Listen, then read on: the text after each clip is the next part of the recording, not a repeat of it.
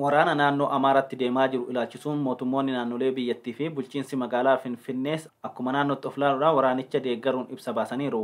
Mootummaan naannoo Oromiyaas ibsa baaseen Itoophiyaan biyya qormaatan qoramte biyya cimtuudha jedheera. Waraanni naannoo Amaaraatti gaggeeffamaa jirus cimee itti fufeera. Dhaabbanni nyaataa addunyaas waraanichi na yaaddachaa jira jedheera. Bal'ina isaa itti deebina.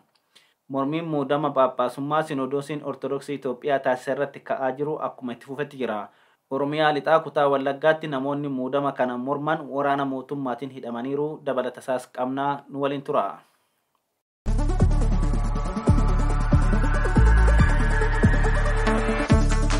Mootummooleen naannolee biyyattii waraana naannoo Amaaraatti raayyaan ittisa biyyaa fi fiinxaaleeyyiin Amaaraa gaggeessaa jiran irratti ibsa baasaniin waraanicha kan deeggaranii fi raayyaa ittisa biyyaa cinaa kan dhaabbatan ta'uu ibsaniiru.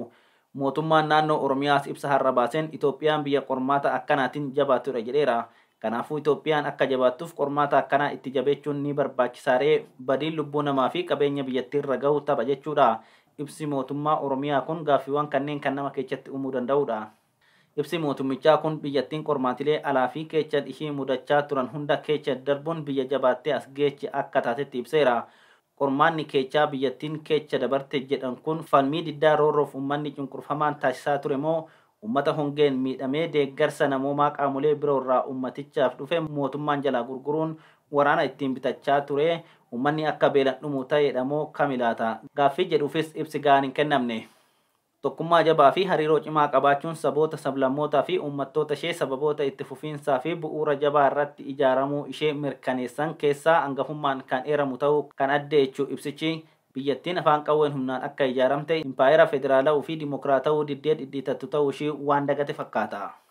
Uummattoonni biyyattii mootummaan dhufaa dabraan humnaan gateetti uummatarra gadi taa'aa ture afaan qawweetiin gidduu seenuun wal nyaachisaa fi walirratti duulchisaa turuu sababa kanaas saboonni hedduun ija dalgaatiin wal ilaalaa jiraachuun dhugaa ta'uu kan amane hin fakkaatu.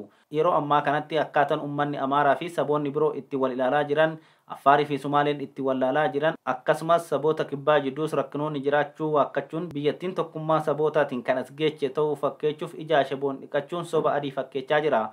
Mootummichi akka qaama biyya bulchaa jiru tokkotti rakkinoota ilaalchaa saboota biyyattii jidduu jiruu fi dhabamuu walqixxummaa sirneessee ijaaruun mirkaneessuu hafee dhugaa lafan jirre lallabuu maaliif filate laata? Bakka hundattuu waraana banuun saba tokko saba biraa irratti yoo fedhe immoo ofiif waraana fe'atee dabareen naannolee biyyattiitti duuluun lubbuu ilmaan namaa galaafachuu qe'eef qabeenya uummanni hiyyummaa keessa taa'ee horateeyyuu barbadeechaa turuu waan dagate fakkaata. Akka dhaabaatti biyyattii kan tursiise raayyaa ittisa biyyaa ta'uu eera ibsi mootummichaa kun. Raayyaan ittisa biyyaa dhugaan inni galmee uummattoota biyyattii irraa qabu garuu kana fakkaatu. Raayyichi uummaticha caalaa nama masaraa mootummaa keessa jiruuf aantummaa agarsiisuun uummattoota biyyattii gaaffii nagaa gaafataa turetti rasaasa roobsaa yoo fixaa turetu yaadatama. Bara Minilikii kaasee hanga bulchiinsa Abiyyitti seenaan waraana biyyattii kana ta'uu dhugaa uummanni biyyattii ragaa ba'uudha. Bara bulchiinsa bilxiginnaa kan ammoo hammeenyi raayichaa ittumaa jabaachaa dhufuun nama nagaa qalee viidiyoo waraabuu reeffarra dhaabbatee suuraa ka'uu mana uummataa gubuu ilmaan namaa umuriin saalaa fi sadarkaan osoo adda hin qoodin jumlaa fixaa tureera. Dhugaa kana garuu barcuma isaanii waan tiksuuf mootummaan naannoo Oromiyaa ija dunuunfachuun dhugaa hin jirre waraanichaaf kennuun faarsuu filateera. Mootummooleen naannolee biyyattii kan akka waan ajajni gubbaarraa itti kennameetti ibsa wal fakkaataa baasan kunniin raayichi raayyaa aangoo isaanii tiksu malee kan daangaa biyyaa birmadummaa fi kabaja biyyattii hin eegsifne garee garuma muummichi ministeeraa ergetti ajaja fudhatee fiigu ta'uun waan jala dhokate fakkaata. Raayyaan irra isaan faarsan kun osoo jiruu daangaa biyyattii kiiloomeetira hedduu qaxxaamuruun suuda fudhachuu filannoon biyyattii seera malee yeroo isaarraa dabarfamuun akkasumas waraanni biyyattii keessatti aangoo nugusichaa tiksuuf kutaalee hundatti wayita labsamaa turetti waraanni kun akka humna uummattoota biyyattiif dhaabbateetti guyyaa tokkollee didees hin beeku. Kun immoo aantummaansaa kan uummataa osoo hin taane kan mootii biyya bulchaa jiru ta'uu waan ragaa ba'uudha. Ibsi mootummaa naannoo Oromiyaa kun dhumarratti bara bulchiinsa badhaadhinaa kanatti humna afaan qawweetiin gaaffiin uummata Itoophiyaas ta'ee uummata Amaaraa deebi'u kan hin turre ta'uu himuun gocha fiinxaaleeyyii naannoo Amaaraa kan balaaleffatu ta'uu ibsa.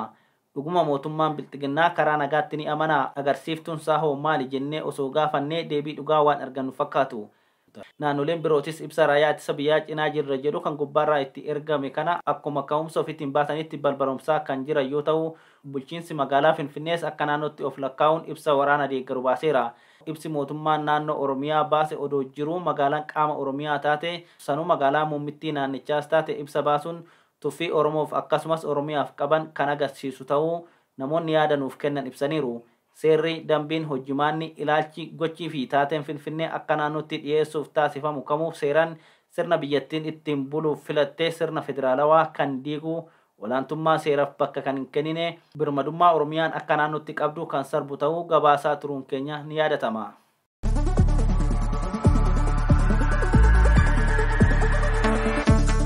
Loonuma naannoo Amaaraatti deemaa jiru kana sababeeffachuun dhaabbanni fayyaa addunyaa WHO'n ibsa baaseen waraanichi kan isa yaaddechuu ta'uu addeecheera.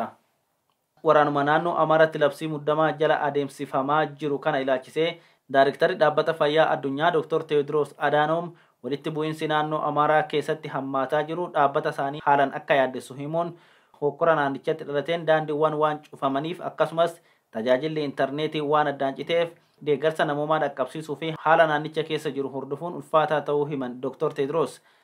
Walitti bu'iinsi dhalate kun fayyaa hawaasaa irratti balaa kan uumuu fi sirna kenniinsa tajaajila fayyaa waliigalaa kan gufachiisu ta'uu ibsuun kun immoo akkaan kan isaa yaaddessu ta'uu himan Daarektarichi.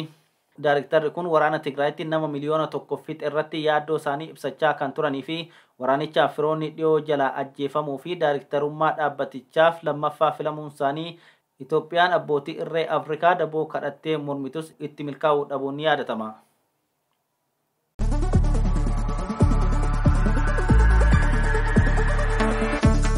Mormiin gama hordoftoota Ortodoksiitiin murtii bataskaana Ortodoksii irratti ka'aa jiru akkuma jabaatee itti fufetti jira. Sinodoosiin Ortodoksii Itoophiyaa kutaalee lallabaa adda addaa irratti humnaaf fedhii uummataa maleen abbootii amantaa duudhaa fi afaan uummatichaa hin beekne fi seeraa fi afaan Oromoof kabaja hin qabne muuduun mormii uummata biratti uumee ture. Mormichi ammas ittuma fufuun muudama humnaan ummaticha irratti raawwatame diddaan uummata biraa dhagahamaa jira.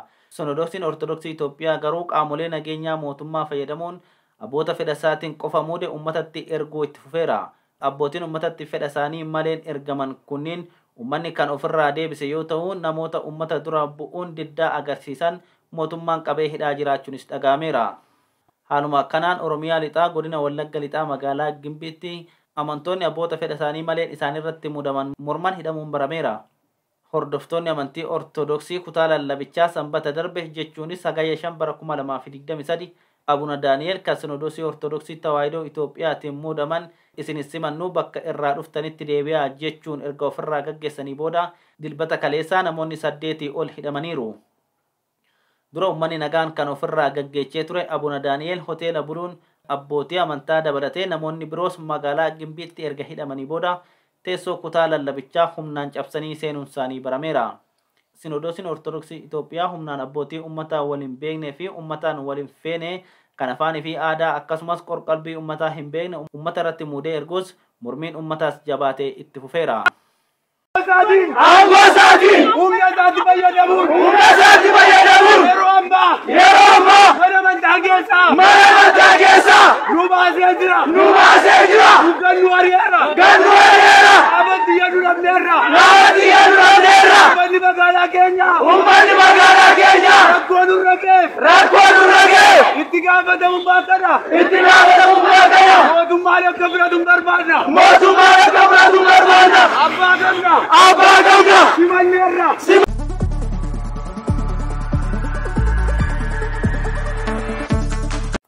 Kabajamtoota hordoftoota keenya oduu amma nu ga'e qabna. Haala amma jiruun faannoo laga mormor yookiin Abbayyaa gamaan jiru qofarratti xiyyeeffachuun akka hin barbaachifnee fi caasaa Finfinnee fi Oromiyaatti hokkora kaasuuf deemu irrattis akka xiyyeeffatamuu qabu maddeen keenyarraa odeeffanneerra. Faannoon Finfinnee Adaamaa Dirree Dhawaatti maqaa Saatanaaw jedhuun Ciroo Shaashamannee fi kan kana fakkaatan keessa qubatee labsii hooggansaa Seentiraal Koomaandii eeggataa jiraachuun bira gahameera. Qallamnii fi dhiyeessi meeshaa waraanaa karaa abbootii qabeenyaa fi daldaltoota hooggantoota Amaaraa mootummaa faana hidhata qabaniitiin qophaa'ee fi jiraachuunis beekameera. Maallaqni shiftoota kanaaf alarraa ergamus siistama mootummaa keessa bahee karaa gurbaa Doonkii Tiyuub Isheetuu Mallasaa jedhamuutiin harka jaraa seenaa jiraachuu odeeffanneerra. Dhimma kana hordofanii to'achuun barbaachisaadha. Kana malees xiyyeeffannoon magaazinoota gurguddaa abbootii qabeenyaa Amaaraa kanneen magaalaa Shaggar keessa jiran irratti ta'uu qaba jedhameera. Dhimmi kun kanaan dura saaxilamaa turus tarkaanfiin olaantummaa seeraa mirkaneessuuf fudhatamee hin turre. Naannawa Finfinneetti loojistikii hedduutu kuufamee abbootii qabeenyaa naannoo duuba jiranii kuufamee jira jedhamus dhagahameera.